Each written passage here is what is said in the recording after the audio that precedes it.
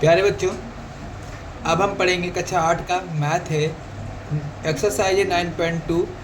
ये जो किताब है, ये क्वेश्चन है, ये श्री चित्रगुप्त इंटर कॉलेज का एक बच्चा है, उसकी किताब है।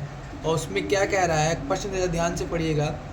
यदि पंखे की खरीद पर बिक्री कर लिया जाता है, कितने परसेंट है, बिक्री कर 8% लिया जाता है, तो 1150 रुपये के पंखे का क्रय मूल्य बताइए। क्या बताना है? क्रय मूल्य बताना है। माना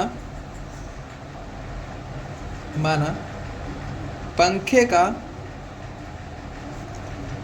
का क्रय मूल्य x रुपये है।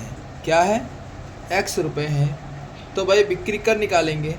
तो बिक्री कर निकालने का जो फार्मूला आप सभी को पता होगा कि क्रय वस्तु का मूल्य गुणे बिक्री कर बटा 100, तो बराबर आपका आता है 8x बटा 100। अब पुनः वस्तु का क्रय मूल्य और प्लस बिक्री कर जोड़ने पर हमारे वस्तु का विक्रय मूल्य निकल आता है।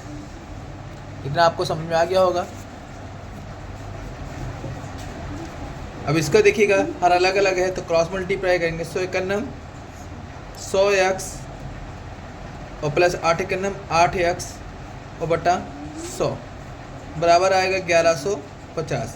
100 और 8 जोड़ेंगे तो कितना होगा? 108x बटा 100 बराबर होता है 1150।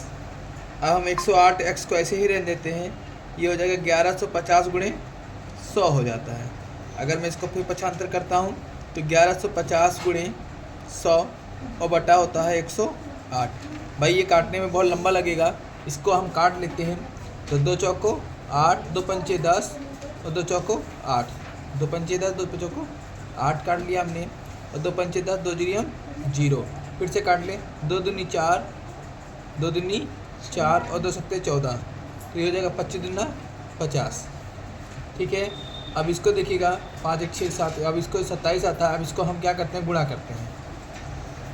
मैं यहाँ कर रहा हूँ, जरा ध्यान दीजिएगा कि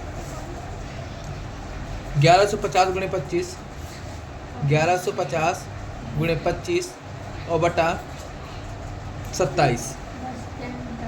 इसको सरल करने पे हमको जो आंसर प्राप्त होता है वो प्राप्त होता है